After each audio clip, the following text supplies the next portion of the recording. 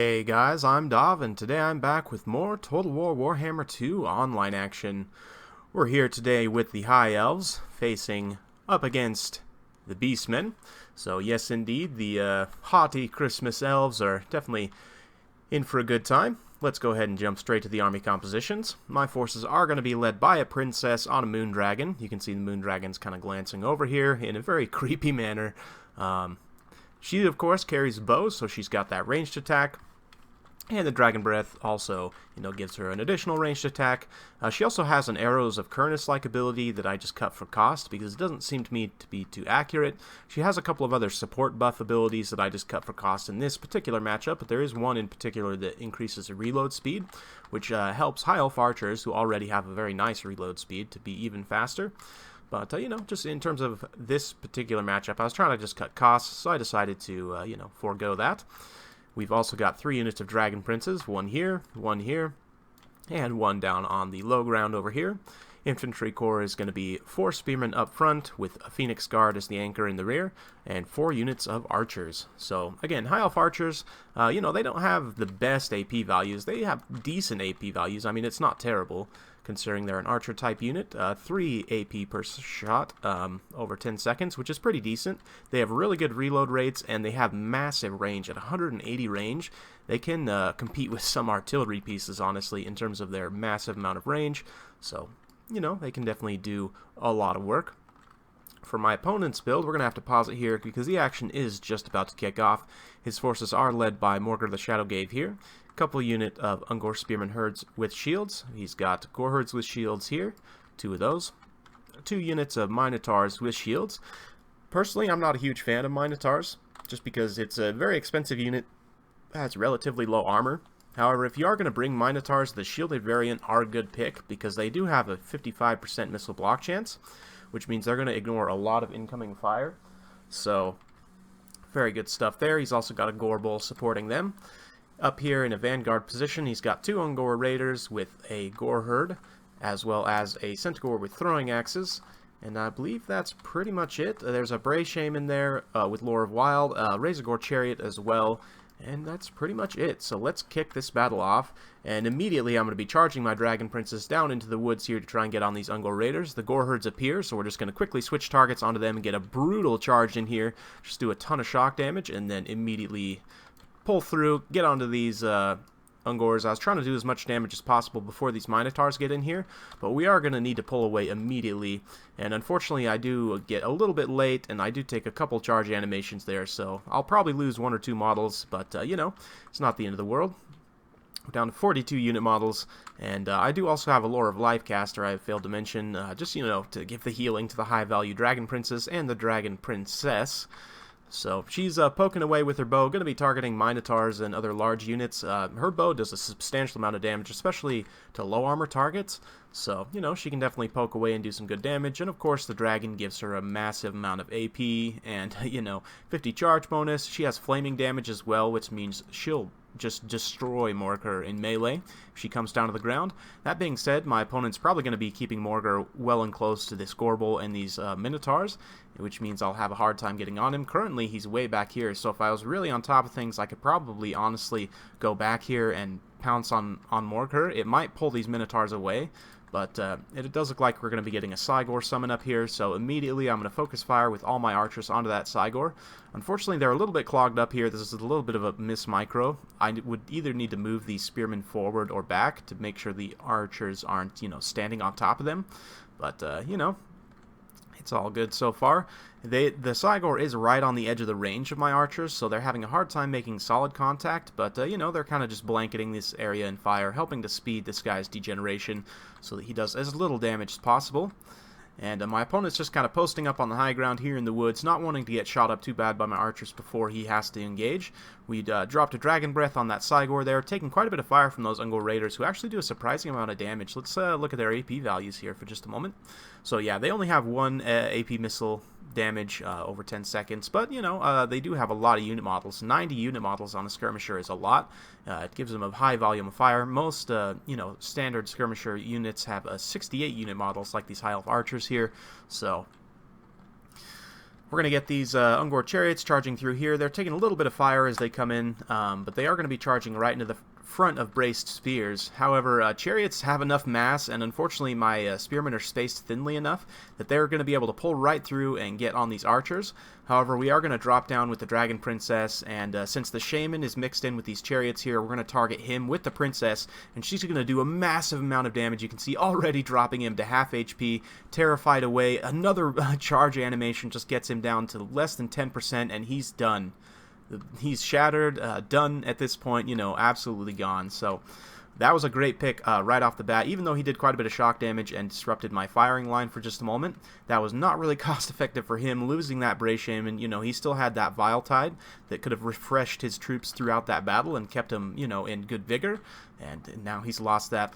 So we are going to be doing a bit of trickery here with these Dragon Princes about to charge in. Then we pull away at the last second. And my goal is that if we can get a good charge on these two Ungor Spearmen herd while they're unbraced, we'll do so much shock damage that we can pretty much take them out right away.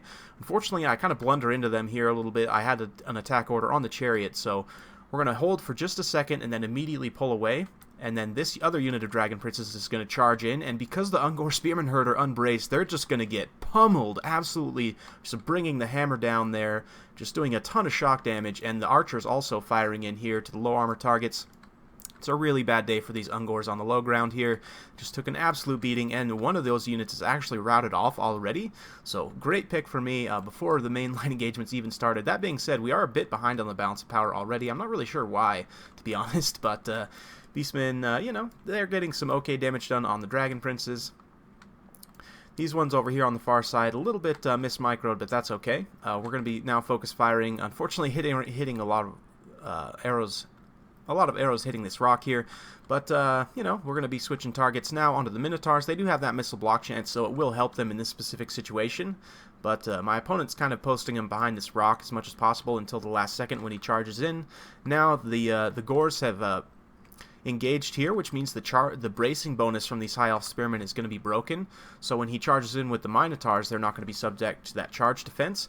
Unfortunately, that breath attack didn't do too much. It did a little bit of damage to those Gorherds with shields, but not the best in the world.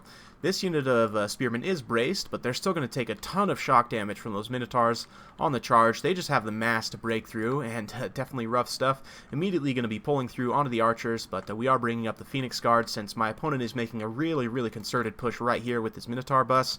We're just bringing up the Phoenix Guard to secure this area, and the Dragon Princess is chilling on the side there. Meanwhile, the Dragon Princess over on this side have dispatched those Ungor Spearmen herd. We're bringing down this unit of Chaos Spawn, using up one of the charges of Morgar.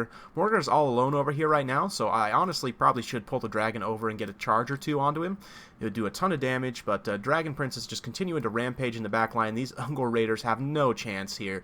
They're just going to get absolutely pummeled by these Dragon Princes here. We've got another unit riding over the hill there to crush this this other unit of Ungors, and yeah, definitely going to be riding down these filthy goat men, so...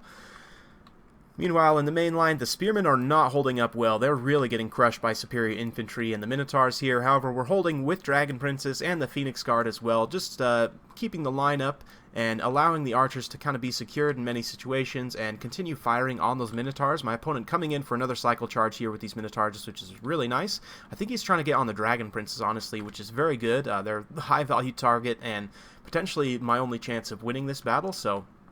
This point is looking pretty grim, honestly. Gorbul's chopping through this unit of archers here. We've got only one unit of archers in the rear, and they're getting inundated by another unit of Chaos Spawn now. The Dragon Princess has come down to the ground to terrify away these Ungors, just to keep them from coming back, but she's taking quite a bit of missile damage from that those throwing axes there. And yeah, we did drop a nice healing in this pocket, though. Extended duration, you know, Overcast, Earthblood, to keep these Dragon Princes holding this center pocket here. The Minotaurs don't have a lot of armor, so if the Dragon Princes can survive their assault, they'll be able to actually dish a substantial amount of damage in return, even in a sustained combat situation, just because Dragon Princes have really good combat stats. Even with their martial mastery dropped, you know, they can definitely compete with the Minotaurs in terms of combat stats. And now we're bringing the Princess down to attack Morgar, and going to be casting Regrowth on her. And just for maximum leadership damage, we brought the last unit of Dragon Princess in to a rear charge situation here. And Gorbel is trying to hunt down my Lifecaster here, but we're securing with the Spearman. And between Morker getting just absolutely gibbed by the Dragon here, and, you know, the rear charge from these Dragon Princess, I was hoping it would be enough to terrify away the center pocket, because, of course, although Minotaurs do cause fear, they're not immune to psychology baseline. Only when this, at least I don't believe so, unless they change that. I might be completely wrong, but yeah, they do have that Blood Greed up currently, which is giving them that immunity to psychology. So, unfortunately, you know, not able to terrify them away there, but we do rout off those Centaurs. The Ungor Spearmen aren't going to be able to hold. We are working through the Chaos Spawn, and slowly the balance of power is starting to tip more and more in my favor. We do have this unit of archers here secured that's used up pretty much all of their ammo, which is super nice for me.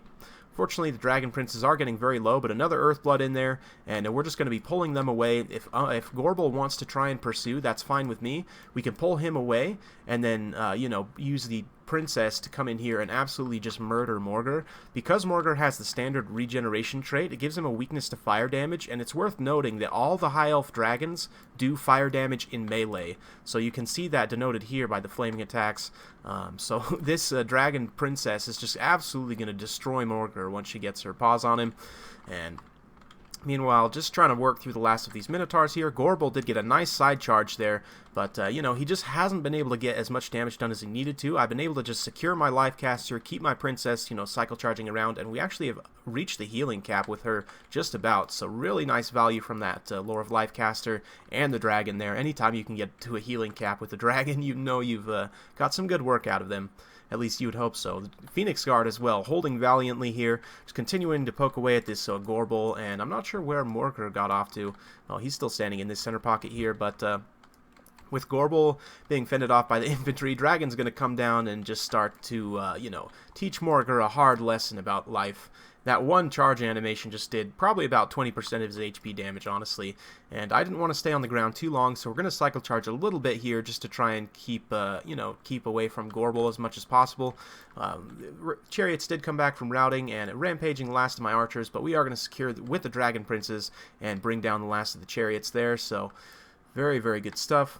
Morger's still holding in that center pocket, but now that the Dragon Princes are free of other mobile targets, they can isolate Gorbel because he can't pull through them, and we can get a charge onto Morger. Unfortunately, the charge animation kind of missed there, but now the Dragon Princess is going to, boom, there it is, get that nice melee attack breath, and Morger's really, really not going to be a happy guy in this situation, so one more breath attack in melee, and that'll do it, so Morker's down, and with that, the leadership of the Gorbel goes, and it'll be game. So very well played to my opponent. It was a very close battle, fun battle, a really nice chariot play from him. Those Razorgore chariots, 146 kills, 2 XP chevrons. Excellent work with them, coming from someone who loves using chariots. You know, really nice job. Morker, you know, a bit of a rough pick. It's tough in this particular matchup to know what Lord to bring because Morker is weak to fire. He'll get stomped on by dragons pretty hard, as you guys saw, so losing that Bray Shaman early on was really rough too. He did get the one Cygor summon off, but that Cygor didn't really do a whole lot. I was able to work it down pretty effectively. The Ungor Spearman herd just got stomped on by the Dragon Princess, just don't have the mass or the defensive stats to stand up there, especially on a downhill charge. I mean, downhill charges, especially from a unit with as high of a charge bonus as Dragon Princes have, is going to be devastating. The Centaurs with throwing axes did a really good job just continuously poking away at the Dragon Princess, like they should be. That was a very good play there. The Spearmen, you know, didn't get any kills, and they actually got cleaned up pretty quick. You know, I was hoping they would hold for a little bit longer, but the Phoenix Guards sticking around until the late game, they managed to pick up an XP chevron, 70 kills. None of the archers got chevrons, but, you know, they provided you know, some good focus fire early on, as well as kind of distracting a lot of those units in the back line. The 146 kills from these Razorgore chariots are primarily on those archers, which means that it wasn't rear charging my Phoenix Guard and other units, you know, during that time. But yeah, Dragon Princes are definitely the MVPs here. 125, 174, and 75. 2 XP chevrons on these two, one here, so excellent work done by these guys, and if you're going to bring a strong heavy cavalry build, you need them to pay off like this. Dragon Princess as well, getting 87 kills, poking away, with her bow at some high-value targets, and then in the end, being super clutch there, flying in and just taking down Morkers. So, well played to my opponent. I hope you guys enjoyed watching. Hope you're having happy holidays. I just want to take this opportunity to thank you all for your support. It's been overwhelming. This channel has grown a lot faster than I could have hoped and dreamed, and I'm looking forward to continued growth. So thank you so much for your support. Every like, every comment, and even every view, it really means a lot to me. So thank you guys so much, and happy holidays. We'll see you next time.